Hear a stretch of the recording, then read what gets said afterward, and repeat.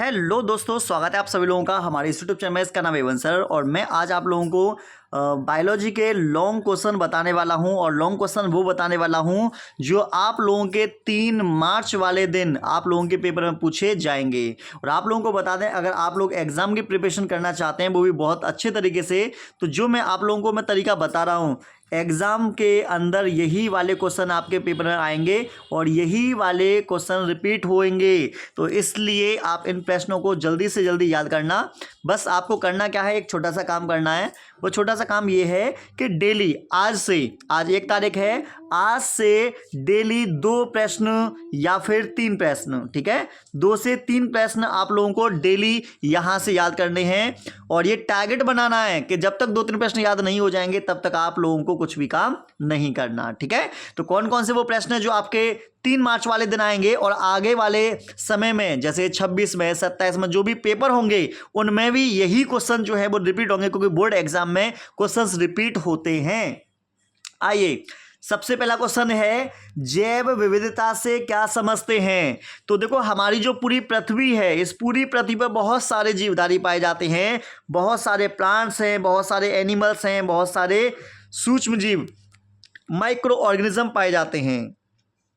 तो ये जो ऑर्गेनिज्म होते हैं इनमें कुछ ना कुछ विभिन्नता जरूर मिलती है। तो जीवों के अंदर जो विविधता पाई जाती है वही हमारी जैव विविधता होती है। तो हमें क्या काम करना है, हमें भैया करना है इनको संरक्षित, मतलब हमें इनको बचाना है, मतलब प्लांट्स और एनिमल्स को बचाना है। तो आपको बताया, संरक्षण करने के लिए जो स्वस्थानीय संरक्षण होता है, एक आता है स्वस्थानीय संरक्षण आता है, ठीक है। इसमें जीवों को उनके प्राकृतिक आवास में सुरक्षित रखा जाता है। और एक आता है वही स्थानीय संरक्षण जो होता है, ये उनको प्राकृतिक आवास से हटाकर दूसरी जगह पर सेफ रखते हैं। तो इस तरीके से स्वस्थानीय और वही स्थानीय 2 प्रकार के जो संरक्षण की विधियां हैं जो पेपर में पूछी जाती हैं। स्वस्थानीय में आप लोगों को बता दें, नेशनल पार्क वगैरह, प्राकृतिक उद्यान, जीव मंडल आरक्षित क्षेत्र, ठीक है, सेंचुरीज वगैरह, प्राणी विहार वगैरह जो होते हैं ये इसमें पूछे जाते हैं। और आपको बता दें, वही स्थल संरक्षण जो होता है, इसमें जीन बैंक, क्रायो प्रिजर्वेशन, उसके साथ साथ में आपने सुना होगा, ठीक है, वनस्पतिक उद्यान, ये सारी चीज़ें यहाँ पर पूछी जाती हैं। और ये आपके बोर्ड एग्जाम में आपका 5 नंबर का आएंगे, तो 5-5 नंबर के ये प्रश्न बता रहा हूं मैं। अगला है, टिप्पणी करनी है, या तो प्लेसेंटा पकड़ लो। देखो, पेपर वाले ने कितना दिमाग लगाया है, ये होता है अपरा, ठीक है। अपरा ना लिखकर उसने क्या दे दिया, प्लेसेंटा। तो अपरा को इंग्लिश में प्लेसेंटा बोलते हैं और इंग्लिश के वर्ड को उसने हिंदी में लिख के दे दिया। तो यही आप लोगों को समझना होगा कि प्रश्न जब बनाए जाते हैं तो कुछ ऐसे बनाए जाते हैं, हिंदी इंग्लिश का जो होता है वर्ड, उसमें आप लोगों को थोड़ा कंफ्यूज किया जाता है, ठीक है। चलो आगे बढ़ते हैं। एक ये वाला प्रश्न है जो आपका पेपर में पूछने की संभावना मुझे जो ज़्यादा लग रही है, संकटग्रस्त जातियों से आप क्या समझते हैं। तो ऐसी सभी प्रजातियां जो संकट में हैं, मतलब जिनकी संख्या लगातार कम होती जा रही है, जो विलुप्तता की कगार पर हैं, उन प्रजातियों को संकटग्रस्त प्रजाति बोल देते थे। जैसे बाघ हो गया, गेड़ा हो गया, चीता हो गया, कस्तूरी मृग हो गई, ये सब हो जाएंगे। संरक्षण के लिए किए गए विभिन्न प्रकार के उपायों का वर्णन करो। तो वही उपाय बताने हैं, स्वस्थानीय और बहिस्थानीय, उनका राष्ट्रीय उद्यान वगैरह, प्राणी विहार के बारे में, इन सभी के बारे में आप डिटेल में लिख सकते हो, ठीक है। व्यसन से आप क्या समझते हैं। देखो, व्यसन जो होता है, आप सामान्यतः समझो, व्यसन मतलब किसी चीज़ का आदी होना, जैसे कि ड्रग्स वगैरह है, एल्कोहल वगैरह है, तम्बाकू वगैरह है, ठीक है, जो जिनको लत लग जाती है तो वो व्यसन कहलाता है। प्रमुख नशीले पदार्थों के नाम, तो नशीले पदार्थ में अफीम है, चरस है, भांग है, गांजा है, एल्कोहल है, ठीक है, मतलब कि ये सारे नशीले पदार्थ तो होते हैं। उनके प्रभाव का वर्णन करो, भैया इन्हें पीने से, इन्हें खाने से क्या नुकसान होता है, डिटेल में बता सकते हैं। और आप लोगों को बता दें, ये वाला प्रश्न का आंसर मैंने बायोलॉजी की गुट्टी, एक प्लेलिस्ट है, वहाँ पर जाएंगे तो वहाँ पर देखने को मिल जाएगा। एक प्लेलिस्ट और है, बायोलॉजी शॉर्ट नोट्स, ठीक है, biology short notes class 12th के हैं, वहाँ पर भी आप लोगों को दिखाई दे जाएगा। अब यहाँ देखो, 2 प्रश्न दे रखे हैं। अथवा का मतलब होता है दोनों में से कोई एक प्रश्न करना है।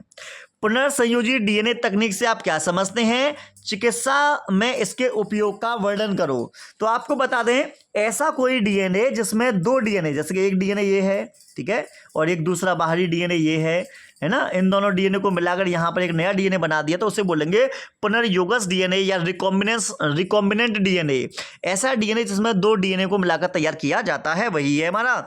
और चिकित्सा के क्षेत्र में, है ना, हमने इससे एंटीबायोटिक बनाई है, विभिन्न प्रकार के हार्मोन्स बनाए हैं, जीन चिकित्सा में उपयोगी है, बीमारियों को उपचार करने में, बीमारियों का मतलब कि पहचान करने में इनका इस्तेमाल किया जाता है। तो आप आराम से ऊपर वाला जो प्रश्न है वो ज़्यादा आसान है, उसे आप कर सकते हैं। और हमारी एक बायोलॉजी की गुट्टी बुक है, उसमें भी मैंने इसको एक्सप्लेन किया है। आइए और मैं दिखाता हूँ और कौन से प्रश्न आ सकते हैं, और मैं बताऊँगा आपको किन पर ध्यान देना है, ठीक है। ये वाला प्रश्न काफी इंपोर्टेंट है, न्यूक्लिक अम्ल क्या है। तो देखो, न्यूक्लिक अम्ल जो होता है डीएनए केंद्र मिलने वाला एक न्यूक्लियन पदार्थ है। डीएनए और आरएनए जो होते हैं ये न्यूक्लिक अम्ल होते हैं, दो प्रकार के होते हैं न्यूक्लिक अम्ल। वाटसन और क्रिक द्वारा प्रस्तावित डीएनए अणु की द्विकुंडलीय संरचना का वर्णन करो। तो डीएनए जो होता है, डीएनए पर दोहरा मतलब डीएनए जो होता है दोहरा कुंडलित होता है। डीएनए का व्यास जो होता है 20 एंगस्ट्रॉम होता है। डीएनए 34 एंगस्ट्रॉम एक कुंडली की लंबाई होती है। डीएनए के अंदर नाइट्रोजन क्षारक, एडेनिन, थायमिन, साइटोसिन, ग्वानिन पाए जाते हैं, ठीक है। तो इस वाले प्रश्न को मैंने एक्सप्लेन किया है। आप 12th बायोलॉजी शॉर्ट नोट्स एक प्लेलिस्ट है, A1 सर यूट्यूब चैनल पे जाकर देखोगे, प्लेलिस्ट है, वहां पर प्लेलिस्ट में जाओगे तो 12th बायोलॉजी शॉर्ट नोट्स, वहां पर अंदर जाओगे तो वंशागति का आणविक आधार एक मेरी वीडियो है, उस वीडियो में पूरा एक्सप्लेनेशन किया है, बहुत अच्छे तरीके से जाके आप देख सकते हैं। लिंग निर्धारण क्या है, तो आपको बता दें, लिंग निर्धारण बहुत अच्छा प्रश्न है। तो देखो, पक्षियों वगैरह में, मनुष्य वगैरह में लिंग निर्धारण होता है, लड़का लड़की वगैरह जो है, पक्षियों में लिंग निर्धारण ZW प्रकार का होता है ना। और आप बताओ, इन दोनों में से आपको कमेंट करके बताना है ZZ नर है या ZZ नर है, इन दोनों में से कौन सा नर है, नर पक्षी कौन सा है, ये आपको बताना है, ठीक है। मधुमक्खियों में लिंग निर्धारण की क्रियाविधि इसे आगुणित द्विगुणित क्रियाविधि बोलते हैं। और नर मधुमक्खी जो होती है उसमें 16 गुणसूत्र होते हैं, मादा मधुमक्खी जो होती है उसमें 32 गुणसूत्र होते हैं। और यहाँ से बोर्ड एग्जाम में 2024 में भी पेपर में पूछा गया था, ठीक है। आइए आगे बढ़ते हैं। रुधिर वर्ग से आप क्या समझते हैं। रुधिर वर्ग की जो खोज की थी आपको पता होगा, कार्ल लैंडस्टीनर थे, उन्होंने की थी। ब्लड ग्रुप 4 प्रकार के होते हैं, ब्लड ग्रुप ए बी और ओ 4 प्रकार के होते हैं, ठीक है, ये भी ध्यान रखना है। और इनके जीनोटाइप 6 प्रकार के होते हैं, ये भी ध्यान रखना। मानव में यह कितने प्रकार के होते हैं, 4 प्रकार के। रुधिर आधान की व्याख्या कीजिए, इसमें रुधिर वर्ग की भूमिका का वर्णन करो। तो ब्लड ग्रुप के बारे में डिटेल में आप लोगों को समझाना होगा, ठीक है। चलो, और ऊपर वाला प्रश्न जो है ये ज़्यादा बेस्ट है इनकी तुलना में, जबकि ये वाले जो है इनकी तुलना में ऊपर वाला ज़्यादा बेस्ट है, इसे करना। आगे दिखाता हूँ और कौन से प्रश्न आपके बोर्ड एग्जाम में पूछे जाएंगे, आगे बताते हैं। यहाँ पर युग्मक जनन क्या है, तो आप बोलेंगे युग्मकों के निर्माण की प्रक्रिया को युग्मक जनन कहा जाता है। युग्मक 2 प्रकार के होते हैं, एक होता है लड़कों में जो होता है वो शुक्र जनन, और जो महिलाओं में होता है वो अंड जनन। तो यहाँ पर मानव के जो शुक्र जनन की क्रियाविधि है वो आपको बताना है। ऑलरेडी मैं आप लोगों को पढ़ा चुका हूँ, आप जाकर याद कर सकते हैं। शुक्र जनन जो है डिटेल पढ़ाया है, और याद होगा मैंने इसमें 1 2 का 4 4 2 का 1 एक गाने के माध्यम से मैंने एक आंसर ये याद करवाया था, इसका जो चार्ट है। आगे देखें, आगे आप देखेंगे तो यहाँ पर इन दोनों में से एक करना था, तो ऊपर वाले को कर देना। संक्रामक तथा असंक्रामक रोग से आप क्या समझते हैं, प्रत्येक के 2-2 उदाहरण, उनके कारक, लक्षण और रोकथाम की विधि बताइए। तो देखो, पहले मैं तुम्हें ये बताता हूँ। ये संक्रामक ऐसा रोग जो एक व्यक्ति से दूसरे व्यक्ति में ट्रांसफर हो जाता है, तो उस रोग को कहेंगे संक्रामक रोग। जैसे मलेरिया है, टाइफाइड है, जुकाम है, कोरोना है, ठीक है। ये इनमें से आप जुकाम वगैरह को लिख सकते हो, और मलेरिया लिखना चाहो या टाइफाइड लिखना चाहो, है ना, तो आप लिख सकते हो। अगला है असंक्रामक रोग। कौन सा रोग है, असंक्रामक रोग। ये भी काफ़ी ज़्यादा इम्पोर्टेंट है ना। तो असंक्रामक रोग वो होते हैं जो एक व्यक्ति से दूसरे व्यक्ति में ट्रांसफ़र नहीं होते। जैसे आप लोगों को बता दें, जैसे नाम सुना होगा कैंसर वगैरह, नाम सुना होगा आप लोगों ने, तो कैंसर ट्रांसफ़र नहीं होता है, ठीक है। और उसके साथ साथ में अरक्तता सुनना होगा, खून की कमी, ये भी ट्रांसफ़र नहीं होता।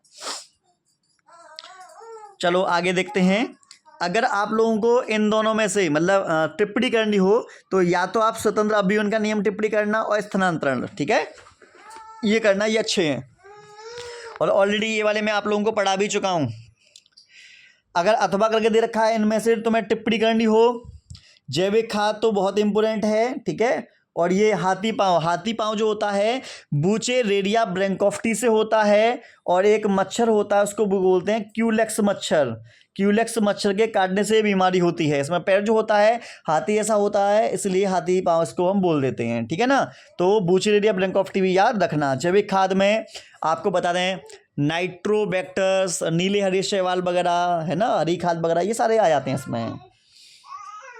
आगे दिखाते हैं, यहाँ पर आपके सामने है मानव में मादा जनन तंत्र का नामांकित चित्र बनाइए। तो मादा जनन तंत्र जो है उसको हमें डिटेल में बताना होगा, चित्र सहित वर्णन करना होगा। पुरुष जनन तंत्र से ज़्यादा इम्पोर्टेंट होता है मादा जनन तंत्र, ठीक है। तो आप इसकी चित्र भी बनाना है और आपको इसका वर्णन भी करना है। वर्णन में आप इसके अंडाशय के बारे में, आप फेलोपियन ट्यूब के बारे में, यूट्रस के बारे में, योनि के बारे में, ये सारी बातें बतानी होंगी। भारत में परिवार नियोजन की आवश्यकता और इसकी विधियों का वर्णन करो। तो भैया हमारे इंडिया में बहुत ज़्यादा जनसंख्या बढ़ गई है, तो उस जनसंख्या को तुम्हें कम करना है। तो उस जनसंख्या को कम करने के लिए परिवार नियोजन विधियों को आपको अपनाना पड़ेगा। तो इसमें कंडोम वगैरह का यूज करना, नसबंदी वगैरह करवाना, पुरुषों में नसबंदी को वासेक्टोमी, महिलाओं में जो होती है उसे ट्यूबेक्टोमी वगैरह बोलते हैं, गर्भ निरोधक गोली वगैरह भी आती हैं, इन सभी का इस्तेमाल करना पड़ेगा। समझाता व समरूपता ये हमने क्लास में पढ़ा चुके हैं। तो समझाता ऐसे अंग जिनकी उत्पत्ति और संरचना तो समान होती है लेकिन कार्य अलग अलग होते हैं, उन्हें समजातता कहते हैं। जबकि समरूपता ऐसे अंग जिनकी उत्पत्ति संरचना तो अलग अलग लेकिन कार्य समान होते हैं, उसे समरूपता कहते हैं। तो समजातता जो है ये अलग है, समरूपता ये अलग है। उनके उदाहरण में हैं, उदाहरण वगैरह भी बता देना। आगे आप देखेंगे, आपको बता दें इन दोनों में से कोई करना हो तो फास्फोरस चक्र ये वाला नहीं करना, इस वाले को करना। भारत में वन्य प्राणियों पर एक निबंध लिखो। वन में रहने वाले जो प्राणी होते हैं वन्य प्राणी हैं, उन प्राणियों का बारे में आपको डिटेल में लिखना है, उनका जीवन के बारे में लिखना है, उनको संरक्षण के बारे में हमें लिखना है। तो डिटेल में आप लोगों को बताना होगा। चलो आगे बढ़ते हैं। आपके सामने अगला प्रश्न है, अगर आपको 2 पर टिप्पणी करनी है तो किस पर करना? तप्त स्थल को हम हॉटस्पॉट बोलते हैं, क्लास में पढ़ा चुका हूँ, इस पर करना। और प्लाज्मिड, जीवाणु के अंदर जो गुणसूत्रीय डीएनए होता है उसके अलावा एक गोलाकार डीएनए होता है, उसी को हम प्लाज्मिड बोल देते हैं। तो ऊतक संवर्धन पर आपको टिप्पणी नहीं करनी, ठीक है। आगे इन पर 2 पर टिप्पणी करनी है, तो 2 पर टिप्पणी करनी हो तो आप बीटी फसल पर कर देना, और बीटी फसल के अलावा आप प्रतिरक्षी पे करना। प्रतिरक्षी अच्छा है, एंटीबॉडी बोलते हैं, जो अंग्रेजी के ये वाई अक्षर नुमा दिखाई देता है। इसमें 2 हैवी चेन होती हैं, 2 लाइट चेन होती हैं, तो टोटल मिलाकर इसमें 4 पॉलीपेप्टाइड श्रृंखला होती हैं, अंग्रेजी के वाई अक्षर नुमा दिखाई देता है। बीटी फसल, बीटी का पूरा नाम बैसिलस थ्यूरिंजिएसिस होता है, और बीटी जो होती है ऐसी फसल है जिसके अनुवांशिक पदार्थ में बदलाव कर दिया है, मतलब बीटी जीन को फसल के अंदर ट्रांसफर कर दिया है, जैसे कि ये फसल जो होंगी वो कीटों को मारने का काम करेंगी। तो इस तरीके से आप लोग बता सकते हैं। आगे देखें, काफ़ी इंपोर्टेंट आपके सामने है, अनुवांशिक कोड पर निबंध लिखो। मोस्ट इंपोर्टेंट है, क्लास में पढ़ा चुका हूँ, याद करके चले जाना, पेपर में आने की संभावना पूरी। कौन सी? अनुवांशिक कोड। अनुवांशिक कोड को ही हम जेनेटिक कोड बोल देते हैं, ठीक है। डीएनए फिंगरप्रिंटिंग, डीएनए फिंगरप्रिंटिंग से कहीं ज़्यादा इंपोर्टेंट है लिंग संलग्न वंशागति की व्याख्या। यहाँ पर वर्णांता और हीमोफीलिया के बारे में आप लोगों को एक्सप्लेन करना होता है। मानव में उद्विकास पर निबंध लिखिए। तो मानव का विकास जो हुआ है वो किस तरीके से हुआ है वो डिटेल में आप लोगों को करना पड़ेगा। आपको 2 पर संक्षिप्त टिप्पणी करनी है, तो या तो आप राष्ट्रीय उद्यान पर करना, नेशनल पार्क, और आपको बता दें कमेंट में लिखकर बताओ भारत का राष्ट्रीय उद्यान सबसे पहला कौन सा था। मैं 2 ऑप्शन बोल रहा हूँ, कार्बेट राष्ट्रीय उद्यान या काजीरंगा राष्ट्रीय उद्यान, इन दोनों में से क्या आएगा आपको हमें बताना है। अगला है जैव विविधता। जीवों में जो विविधता पाई जाती है जैव विविधता है, और जैव विविधता 3 प्रकार की होती है, अनुवांशिक विविधता, पारिस्थितिक विविधता और जाति विविधता, ठीक है। जाति विविधता, अनुवांशिक विविधता और पायतंत्र विविधता 3 प्रकार की होती है ये भी ध्यान रखना पड़ेगा। आगे काफ़ी इंपोर्टेंट आप लोगों के सामने में जितने भी मैं आप लोगों के सामने करा रहा हूँ 5-5 नंबर के क्वेश्चन हैं, और बहुत सोच समझ कर लिख रहा हूँ मैं वीडियो। ये ऐसी वीडियो है जो पिछले 3 से 4 सालों में लगातार बोर्ड एग्जाम में पूछे गए हैं। जनसंख्या विस्फोट, जनसंख्या विस्फोट, जब जनसंख्या बहुत तेजी के साथ बढ़ जाती है तो वही जनसंख्या विस्फोट है। जन्म नियंत्रण की पर निबंध लिखो, है ना। तो ऐसी सभी तकनीकें जिनसे हम जनसंख्या को कंट्रोल कर सकते हैं वही जनसंख्या नियंत्रण के हमारे पार्ट होंगे। ठीक है, आपको टिप्पणी करनी है तो स्वस्थ उत्स्थाने स्वस्थाने क्लास में पढ़ा चुका हूं मैं। ठीक है, बी डीएनए जेड डीएनए, तो सामान्य डीएनए जो होता है वही हमारा क्या है, बी डीएनए, और जेड डीएनए जो है, ये तो जेड डीएनए तो ऑलरेडी क्लास में पढ़ा चुका हूँ, क्लास में मिल जाएगा ये। आपको बता दें नीचे की साइड में, हाँ ऊपर वाले जो है नहीं कर लेना, काखा कर लेना। ठीक है, ऊपर वाले जो है वो ज़्यादा बेस्ट हैं। डीएनए एक आनुवंशिक पदार्थ है, प्रयोग द्वारा पुष्टि कीजिए। ये मैंने नोट्स में दे तो रखा है, लेकिन आप लोगों को बता दें, अभी मैंने एक्सप्लेन नहीं किया, लेकिन आप इसका एक बार रिवाइज जरूर कर लेना, काफ़ी इंपॉर्टेंट है। ठीक है, आगे बढ़ते हैं। यहां पर आप लोग देख पाएंगे, यहां पर है द्वि निषेचन। द्वि निषेचन को हम दोहरा निषेचन बोलते हैं। ठीक है, दोहरा निषेचन काफ़ी इंपोर्टेंट है, चित्र की सहायता से आप एक्सप्लेन कर सकते हैं। अगर आपको इनमें से टिप्पणी करनी पड़े एक एक नंबर, वन्य जीव कोष WWF है ये, अंतर्जातीय स्पर्धा पढ़ा चुका हूँ, टाइफाइड ये भी पढ़ा चुका हूँ, साल्मोनेलाइटिस होता है, ऑक्सीजन क्रांति जब पृथ्वी पर ऑक्सीजन का निर्माण हुआ था तो ये ऑक्सीजन क्रांति। स्टेम कोशिका वो होती है जो किसी भी कोशिका में परिवर्तित हो सकती है, किसी भी ऊतक में परिवर्तित हो सकती है। ये है जीन प्रौद्योगिकी। जीन प्रौद्योगिकी को जैव प्रौद्योगिकी बोलते हैं, बायोटेक्नोलॉजी बोलते हैं। जब जीव विज्ञान और टेक्नोलॉजी आपस में मिलकर मानव के लिए उपयोगी चीज़ों को बनाते हैं तो वही हमारी जैव प्रौद्योगिकी है। मानव स्वास्थ्य में इसका क्या वर्णन है, तो भैया आपको बता दें, एडीए एंजाइम की कमी को दूर करने के लिए हमने इसका इस्तेमाल किया है। पीसीआर नहीं, हाँ पीसीआर पॉलीमरेज चेन रिएक्शन, विभिन्न प्रकार की बीमारी को पहचान करने में इसका इस्तेमाल कर सकते हैं, है ना। विभिन्न प्रकार के जैसे इंसुलिन हार्मोन को बनाने में, इंटरफेरोन को बनाने में, या फिर हम बोलें वृद्धि हार्मोन को बनाने में इसका इस्तेमाल किया जाता है। उसके साथ साथ में हमने विभिन्न प्रकार की उलबेदन तकनीक या विभिन्न प्रकार की बीमारियों को जाँच करने में, बीमारियों को ठीक करने में हमने इसका इस्तेमाल किया है। आनुवांशिक कोड पढ़ा चुका हूँ, पेपर में आएगा जी। पारिस्थितिक तंत्र में ऊर्जा के प्रभाव की व्याख्या करो। ऊर्जा के प्रभाव में वो ऊर्जा का जो पिरामिड है, ऊर्जा का पिरामिड वही वाला है, शायद आप लोगों को याद होगा, मुझे पता है। जैसे यहाँ पर है घास, घास को खाएगी बकरी और बकरी को खाएगा शेर। ठीक है, तो आपको बता दें, घास को बकरी ने खाया तो उसकी 10% ऊर्जा मिलेगी, बकरी को शेर ने खाया तो उसको 10% ऊर्जा मिलेगी। तो एक जीव से दूसरे जीव में जब भोजन ट्रांसफर होता है तो 10% ऊर्जा मिलती है। तो ये ऊर्जा का प्रवाह है। सबसे आगे उत्पादक होगा, सबसे पीछे उच्च श्रेणी के उपभोक्ता होंगे। यहाँ पर ऊर्जा सबसे ज़्यादा होगी और लास्ट वाले में ऊर्जा सबसे कम होगी। ठीक है, संकटग्रस्त प्रजातियों पर टिप्पणी। ऐसी सभी प्रजातियाँ जिन पर संकट आ गया है, जिनकी संख्या लगातार कम होती जा रही है, वो सभी संकटग्रस्त प्रजातियाँ कहलाती हैं। यहाँ पर देखो 5 नंबर का आया है, सहायक जनन प्रौद्योगिकी की विभिन्न विधियों का वर्णन करो। तो इसी में आपका आ जाएगा IVF, इन विट्रो फर्टिलाइजेशन। ठीक है, एक आता है GIFT, gamete intra fallopian transfer. एक आता है AI को बोलते हैं आर्टिफिशियल इंसेमिनेशन। एक आता है ICSI, इंट्रासाइटोप्लाज्मिक स्पर्म इंजेक्शन। ये सभी ऐसी तकनीक होती हैं जिनके बच्चे नहीं हो रहे उनको भी बच्चे की उपलब्धि प्राप्त हो जाती है। मतलब ऐसे बंधे दंपति जो संतान उत्पन्न करने में असमर्थ हैं उनको इन टेक्नोलॉजी के इस्तेमाल से शिशु की प्राप्ति करवाई जाती है। नेक्स्ट क्वेश्चन, 5 नंबर की ये ऐसी वीडियो लेकर आया हूँ कि पूरे यूट्यूब पर तबाही काट देगी। पूरे यूट्यूब पर इतने ज़्यादा क्वेश्चन यूट्यूब पर किसी ने नहीं बताए होंगे, और ये सारे प्रश्न वही हैं जो बोर्ड एग्जाम में आने की पूरी क्षमता 2025 में और आने वाले पिछले 2-4 सालों में यही प्रश्न रिपीट होंगे। मादा जनतंत्र ऑलरेडी पहले बताया था, चित्र की आप प्रैक्टिस करना और इसके विभिन्न पार्टों के बारे में एक्सप्लेनेशन कर देना, और इन दोनों में से कोई एक करना है तो ये वाला करना। औद्योगिक उत्पादों में संश्लेषण में सूक्ष्म जीवों की भूमिका का वर्णन करो। तो आपको बता दें, शायद आप लोगों को पता होगा, मैं बताता चल रहा हूँ। सूक्ष्म जीव की भूमिका बतानी है औद्योगिक स्तर पर। भैया हमने एल्कोहल बनाया है यीस्ट का इस्तेमाल करके, हमने बेकरी उद्योग में इसका काम किया है, उसके साथ साथ में सफाई में इस्तेमाल किया है, मतलब कई सारी चीज़ों में, एंटीबायोटिक वगैरह बनाने में भी हमने इसका इस्तेमाल किया है। ठीक है, और भी बहुत सारी चीज़ें हैं। तो आपने क्या काम करना है, ये सेकंड वाला क्वेश्चन करना है, ठीक है। RDNA रिकॉम्बिनेंट DNA तकनीक पर निबंध करो, तो आप ये भी कर सकते हो, ये भी काफ़ी अच्छा है। आगे आपको बता दें 2 पर टिप्पणी करनी है, 2 में टिप्पणी करनी है, तो आप क्या करेंगे, एक तो रेड डाटा बुक पर कर देना, अच्छा है।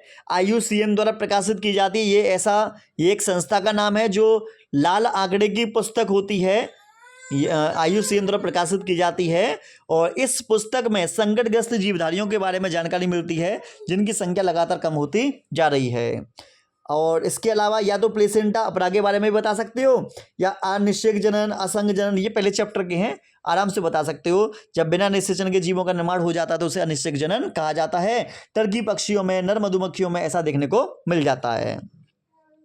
आपको बता दें, आवर्तबीजी पुष्प की संरचना का वर्णन करो। आपको पहले तो चित्र बनाना है, एक फूल बना देना है, फिर उसमें आपको क्या करना है, वाह दल, उसके बाद में दल, ठीक है, उसके बाद में पुमंग, उसके बाद में जायंग। ये जो 4 पार्ट हैं, ये 4 पार्टों के बारे में आप लोगों को जानकारी देनी होगी। अच्छा है, आगे देखो, क्वेश्चन बहुत अल्टीमेट हैं। रासायनिक उर्वरकों और कीटनाशकों के उपयोग को कम करने के लिए सूक्ष्म जीवों का उपयोग किस प्रकार किया जा सकता है, इस पर विस्तृत विवरण दीजिए। 5 नंबर का प्रश्न है और मानव कल्याण में सूक्ष्म जीव से रिलेटेड है। ऑलरेडी मैं इसको पढ़ा चुका हूं, आप याद कर लेना। प्रतिरक्षा किसे कहते हैं, इन दोनों में से करना तो ऊपर वाला कर लेना, ये वाला मत करना। ये वाला दे रखा है, कहाँ गया, देखो, एक मिनट, हाँ, एक मिनट।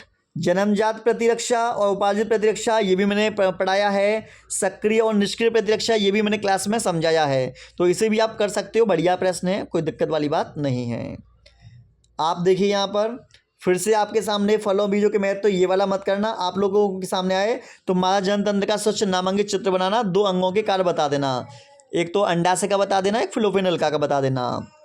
अगला है लिंग संलग्न लक्षण से आप क्या समझते हैं, रेखा चित्र की सहायता से मनुष्य में 2 लिंग संलग्न लक्षणों की वंशागति करना है। तो इसमें आपको वर्णांता और हीमोफीलिया की वंशागति को दिखाना होगा और बताना होगा, ठीक है। और अगर अथवा में से इन दोनों में से कुछ करने पड़ जाएं तो आपको बता दें, मैं तो ये कह रहा हूँ ऊपर वाले करना, ये वाले जो हैं इन्हें मत रहने देना। फिर तुम्हारे सामने दे रखी हैं कुछ फसलें, 2 संक्षिप्त टिप्पणी करनी है, तो आप बीटी फसल पर टिप्पणी करना और हॉटस्पॉट पे कर देना, ठीक है। ये दोनों ज़्यादा इंपॉर्टेंट हैं। आगे देखिए, कुछ आपके सामने आ चुका है, यहाँ देखिए, यहाँ पर सेंट्रल डोग्मा, ठीक है, ये है DNA से mRNA से प्रोटीन का निर्माण कैसे होता है, ये बताया जाता है। चिकित्सीय सगर्भता समापन, ये कुछ भी नहीं, ये MTP है, medical termination of pregnancy. Bharat सरकार ने इस पर 1971 में रोक लगा दी है, इसी को एबॉर्शन बोलते हैं। आवर्त चक्र, ये वही है जो लड़कियों में MC होती है। MC जो होती है 28 से 29 दिन की होती है, 3 से 6 दिन तक ब्लीडिंग चलती है। 14वें दिन अंडाशय से अंड बाहर निकलता है, उसे अंडोत्सर्जन बोलते हैं। इस समय लड़कियां चिड़चिड़ी हो जाती हैं, काम करने का मन नहीं करता, किसी भी काम को लेटे रहने का मन करता है, पेटों में दर्द होता है, तो पेट पर सिकाई भी करनी चाहिए। आगे देखिए, मेंडल के स्वतंत्र अपव्यूहन का नियम, ग्रेगर जॉन मेंडल के 3 नियम हैं। आपको मैं पर्सनली बोल रहा हूँ कि तीनों नियमों को पढ़ के जाना। और स्वतंत्र अपव्यूहन का नियम जो आता है वो पेपर में 5 नंबर का आता है। मनुष्य में लिंग निर्धारण मोस्ट इंपोर्टेंट है। परिवार नियोजन में फैमिली प्लानिंग वगैरह जो है वही है, कंडोम वगैरह के बारे में बातें बताई जाती हैं, तो आप इन्हें पढ़ के जो जाना, काम आएगी। तो इन कर सकते हो। और नीचे दे रखा है व्यसन क्या है, व्यसन मतलब किसी बुरी आदत का लत लगना, शराब की, ड्रग्स की लत लगना, वो व्यसन है। किशोरावस्था में बढ़ते व्यसनों के कुप्रभाव बताइए, तो शरीर पर क्या प्रभाव पड़ते हैं, चेहरे पर दाने दाने से निकल आते हैं, है ना, शरीर पर ज़्यादा बाल वगैरह से भी आ जाते हैं, लड़कियों की आवाज़ भारी वगैरह से आ जाती है, बहुत सारे लक्षण हैं। अब क्या बताएं, सब पढ़ लेना किताब में से।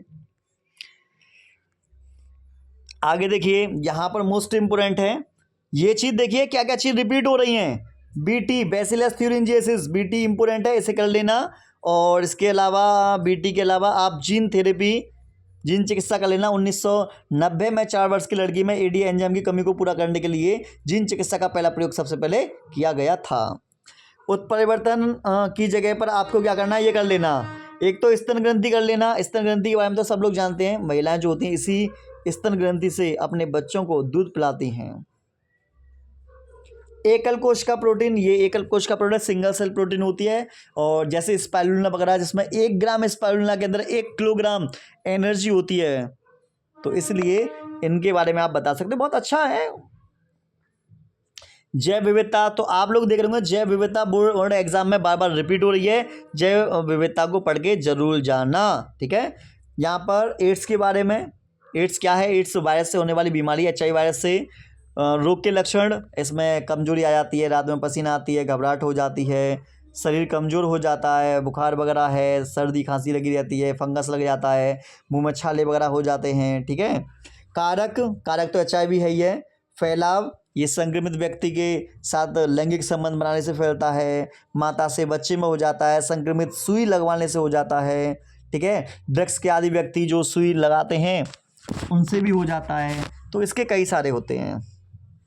नियंत्रण, हर बार कॉन्डोम का प्रयोग करें, अनजान व्यक्ति के साथ लैंगिक संबंध ना बनाएं, हर बार नई सिरिंज का प्रयोग करें, और हर बार टैटू वगैरह ना गुदवाएं, बेकार रहता है, फालतू के लोग हैं जो टैटू फैटू गुदवाते रहते हैं।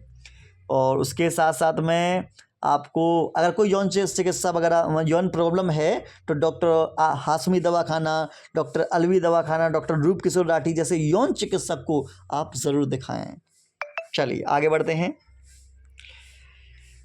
लास्ट चल रहा है लेकिन प्रश्न बहुत दमदार हैं। देखो, मादा जनतंत्र बार बार रिपीट हो रहा है, भैया पढ़ के जाना। जनसंख्या विस्फोट और नियंत्रण पढ़ के जाना, क्लास में पढ़ा चुका हूँ। अनुवांशिक कूट पढ़ के जाना, बार बार रिपीट हो रहा है। IVF इन विट्रो फर्टिलाइजेशन बार बार रिपीट हो रहा है, पढ़ के जाना।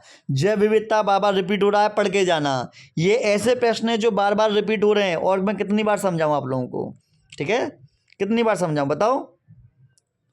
यहाँ पर देखो मैंने बताया था कि मेंडल के नियम जरूर पूछे आते हैं, चाहे 3 नियम है, 3 नियम में से कोई ना कोई नियम जरूर आता, तो प्रभाविता का नियम आ गया। यहाँ पर DNA की संरचना वाटसन और क्रिक मॉडल का चित्र सहित समझाना है, तो ये आ गया। जनसंख्या विस्फोट देखो फिर से आ गया। आवर्तबीजी पौधे में द्विबीजपत्री भ्रूण के विकास का सचित्र चित्र की सहायता से वर्णन करो, तो ये आ गया। तो ये आपको क्या लग रहा है, ये आसान क्वेश्चन थोड़ी हैं, इनको याद करने के लिए आपको समय देना पड़ेगा। डेली आप 2-3 घंटे याद करोगे ना, तब जाके ये क्वेश्चन याद होंगे, इतने आसानी से नहीं होंगे। तो इस तरीके से मैंने आप लोगों को बता दिए हैं। तो आपको क्या काम करना है, डेली 2 से लेकर 3 प्रश्नों को आप याद करें, ठीक है, पहले तो ये समझ लीजिए। और डेली आप लोगों को 2 चित्र याद करने हैं, डेली 2 चित्र बना बनाकर प्रैक्टिस करनी है। और कम से कम 4 आप लोगों को 4 आपको डेली फुल फॉर्म याद करनी है, ठीक है, तब जाकर आप लोगों की तैयारी होगी। ऐसे तैयारी नहीं हो पाएगी, सुस्त मुर्गा की तरह बैठे रहोगे तो कैसे तो तैयारी होगी। सुबह जल्दी उठो, ठीक है, सुबह के टाइम में पढ़ लो, दोपहर में के टाइम में मतलब अपना एक टाइम टेबल सेट करो, तब जाके पढ़ाई होगी। और ये वीडियो जो है कम से कम 2 बार देखना। इसके अलावा और भी मेरी वीडियो आएंगी जो ऑब्जेक्टिव क्वेश्चन से संबंधित, वेरी शॉर्ट क्वेश्चन से संबंधित होंगी, तो उन वीडियो को भी आप जरूर देखना। यहाँ पर मैंने आप लोगों को बता दिए कि कौन कौन सी ऐसे प्रश्न हैं जो बोर्ड एग्जाम में बार बार रिपीट हो रहे हैं, ऐसे कौन कौन से क्वेश्चन हैं जिनके आने की संभावना ज़्यादा है, ऐसे कौन से प्रश्न हैं जो आप लोगों को अभी याद नहीं है, तो उन्हें आप याद करें। तो आई थिंक मैंने जो आप लोगों को समझाया है आप लोगों को समझ में आया होगा। अगर वीडियो पसंद आई हो तो वीडियो को लाइक शेयर सब्सक्राइब जरूर करना। मिलते हैं नेक्स्ट वीडियो में।